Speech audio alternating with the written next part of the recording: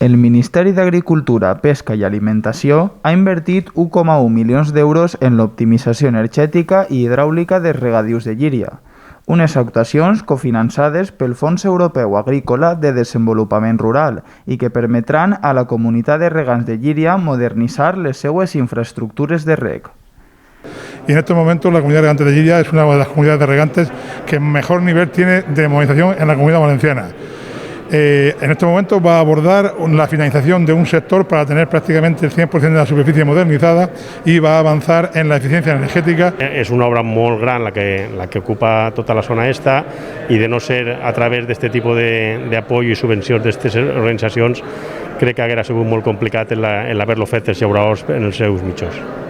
Els treballs consisteixen en el condicionament de la denominada Bassa 4, que té una capacitat de 180.771 metres cúbics i que, a més, tindran un gran impacte en l'activitat agrària de la localitat, ja que esta bassa abasteix a 3.950 hectàrees de distints sectors, corresponents a 1.850 regants. Inversions importantíssimes de modernització de tot el que és el món del camp. Les infraestructures agràries estan en permanent revisió i adequació per a l'optimització de l'aigua, de recursos energètics, de fer que el llaurador pugui tindre, el nostre llaurador, més facilitats, més possibilitats de competir.